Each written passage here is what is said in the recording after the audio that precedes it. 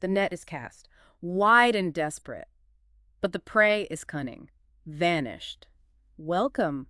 This is the deep dive. In our previous deep dive, we really laid the groundwork, didn't we? We talked about Alcala's first blood. Right, that horrifying attack on Tali Shapiro, just 8 years old. And then Cornelia Crilly in New York, June 71. Exactly. Brutal crimes, and after both, Alcala, using the alias John Berger sometimes, he just disappeared. Leaving behind, well, just devastation, shattered lives, as you said, and investigators who were just completely frustrated they couldn't pin him down. The escapes were so brazen, the impact so deep, it created this vacuum, a need for justice. And that vacuum, that desperate search, that's what we're plunging into today. This deep dive is all about that frantic nationwide hunt for Alcala. But it's also about the capture, right? That moment of, seeming triumph. Seeming triumph, exactly, because then we get into the really catastrophic failures, how the system was just utterly unprepared for someone like him. It's a story of manhunts, yes, but also these baffling legal loopholes.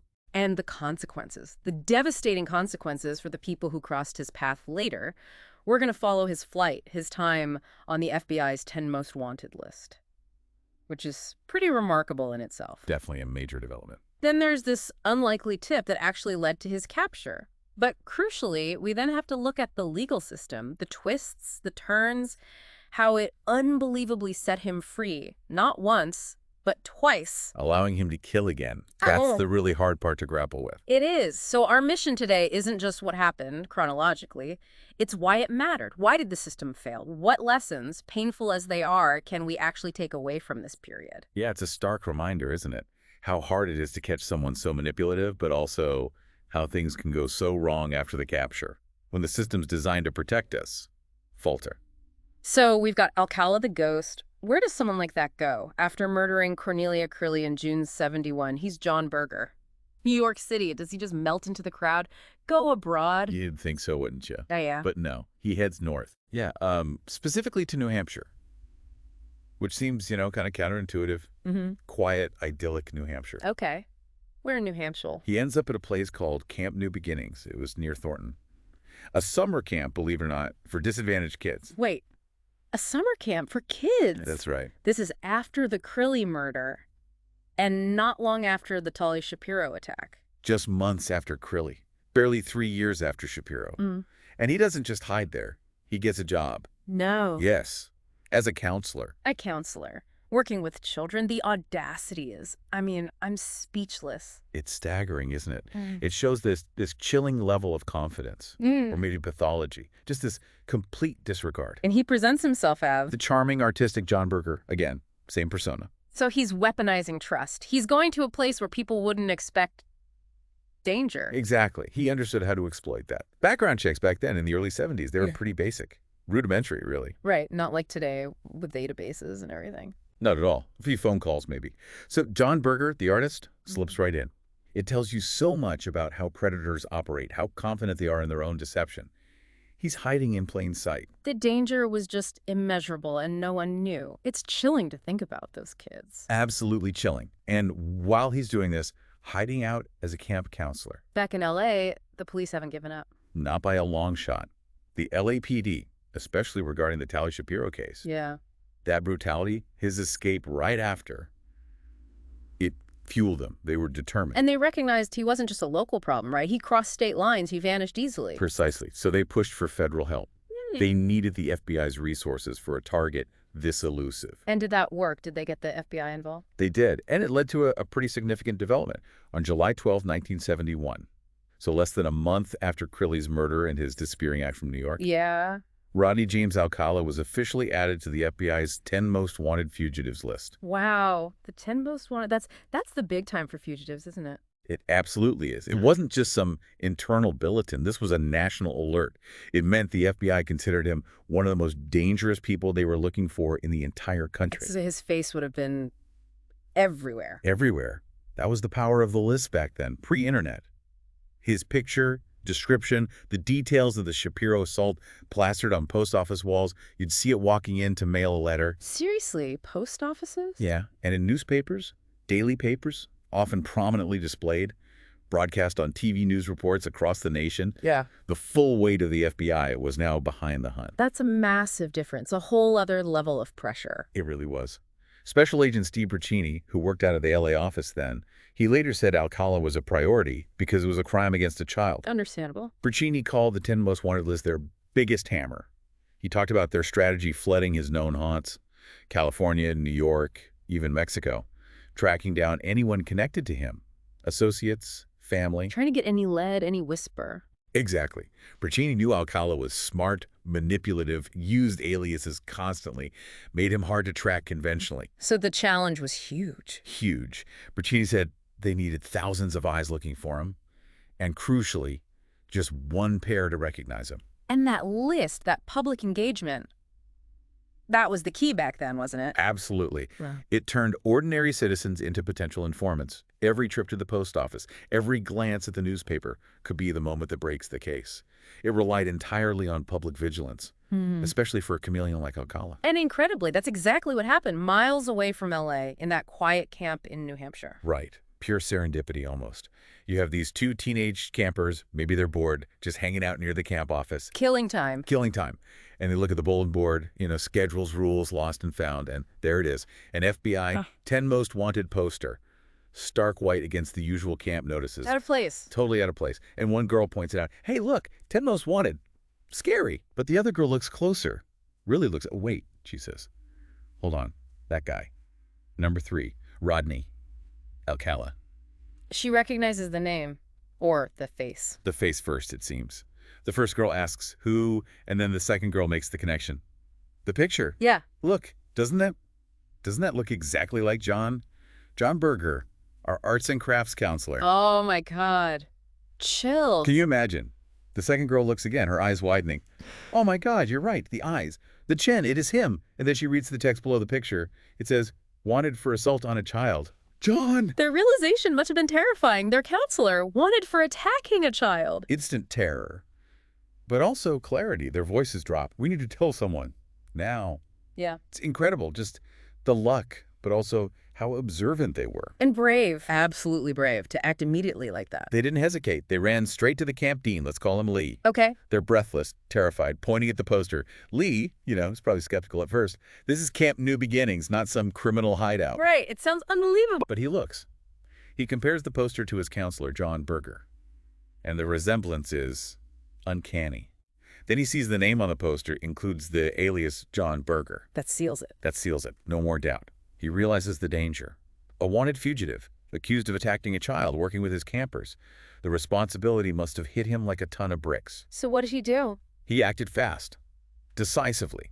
He called the FBI field office in Boston immediately, reported a fugitive working here as a counselor, confirmed it was Alcala from the list, and gave the exact location, Cabin 7. Wow.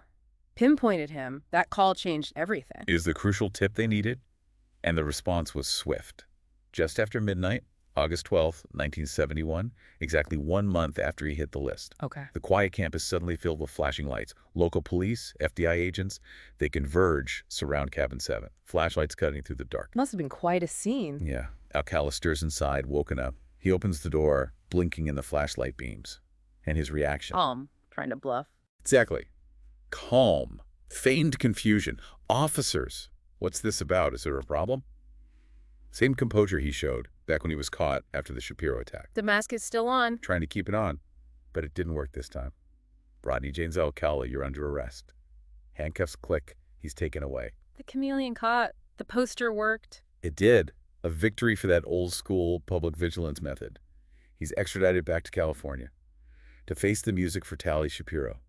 Finally, justice seemed possible. Seemed possible. There's a heavy weight on that word, seemed. There is, because the capture, while a success for law enforcement, was just the beginning of a whole different kind of failure, a failure within the legal system itself. Okay, so he's back in LA, in court, ready to stand trial for the Tali Shapiro attack.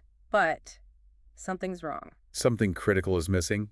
Tali Shapiro and her family, they aren't there. They aren't. Why not? Where were they? This is the heartbreaking part. The trauma of the attack was just too immense.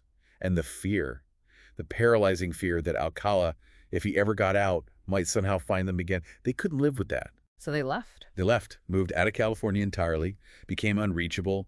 They needed safety, anonymity, a fresh start far away from him. Oh, wow. I mean, completely understandable, but devastating for the prosecution. Absolutely devastating. Without Tali's testimony, the victim herself, describing what happened, identifying him in court, the case for attempted murder for the most serious charges was crippled. Even with medical evidence, police testimony. It makes it incredibly difficult. The defense can argue it's circumstantial without the victim's direct account. It creates reasonable doubt. The legal machinery starts grinding in a different direction. So the deputy DA, Bennett, he must have been tearing his hair out. You can just feel the frustration in his later accounts. He said something like, Alcala knows we don't have the Shapiros. He's sitting there with that smirk. He knows we're hamstrung. He knew the system's weakness at that moment. He absolutely did. Bennett had the medical reports, the officer's accounts of finding her. But he knew, without Tali on the stand, a skilled defense attorney will shred it. They'd ask, where's the victim? How do we know he did this specific act? Planting doubt. Planting doubt. B. Raising the possibility someone else did it, and Alcala just panicked. The fear for Bennett was losing the case entirely. Alcala walking free. Which was unthinkable. Completely unthinkable. Yeah. Bennett said, we can't risk that, not with this animal. So, faced with a terrible choice, risk acquittal or guarantee some conviction, they made a deal. A plea bargain. A plea bargain. But the charge, this is what's so shocking. Okay. He didn't plead to attempted murder, not aggravated mayhem. He pleaded guilty to child molestation. Child molestation. For that attack. Yeah. For beating her nearly to death. That was the charge they could secure with a guilty plea, without the victim's testimony. It feels like a betrayal, doesn't it? A catastrophic failure to reflect the reality of the crime. It feels completely inadequate. What kind of sentence did that carry? Formally, it was an indeterminate sentence, 1 year to life. Which sounds like it could be long. Could be. But indeterminate often means. It means the parole board decides. And the reality. The actual time he served. How long? 34 months. 30. Less than 3 years. Less than 3 years for nearly killing an 8-year-old girl. That's incomprehensible. How could the system allow that? 34 months. It's infuriating. And it points to deeper issues within the system at that time. We talked to Professor Evelyn Reed, a legal historian, about this. Okay, what did she say? She emphasized it was just a different era legally. Sentencing, especially for sex crimes against children, was often, in her words, shockingly lenient compared to now. Really? Why? There's a much stronger emphasis, perhaps a naive one, on rehabilitation. Even for offenders showing clear psychopathy, the system was geared towards the possibility of reform. Even for someone like Alcala? Even then. And without the victim's voice demanding the maximum penalty, showing the true horror, the system often took the path of least resistance. The plea deal. Guaranteed time, even if it was ridiculously short. Better than risking him walking free entirely. That was the calculus, unfortunately.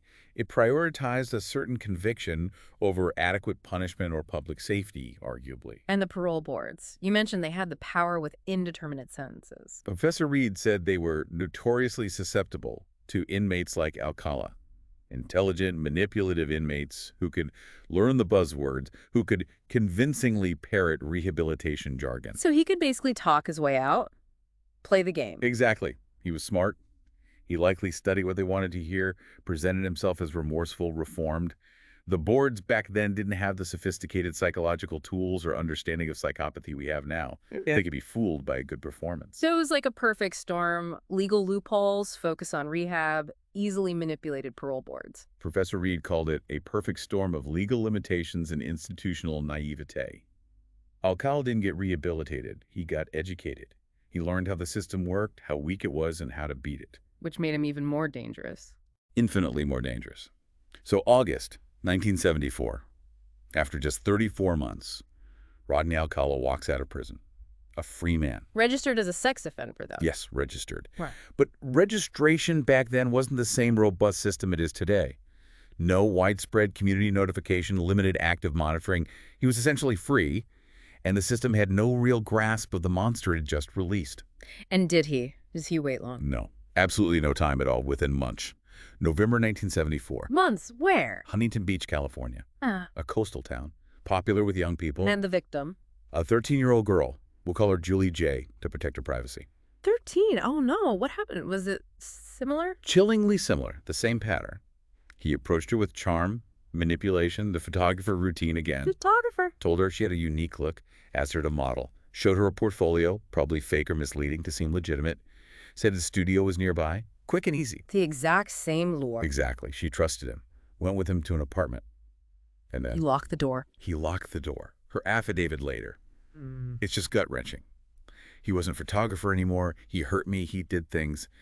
The trauma is palpable. But she got away. Miraculously, yes. She escaped, ran home, told her parents. Thank God. And her parents believed her, called the police. Immediately. They called the police right away, and Alcala was arrested again. The pattern is just undeniable. Release, attack, release, attack. The first plea deal didn't teach him anything except that he could get away with it. He just gave him a short break to regroup. So this time, with Julie J. able to testify, did he get a longer sentence? The charge was lewd and lascivious acts with a minor under 14. The evidence was stronger. Julie was there.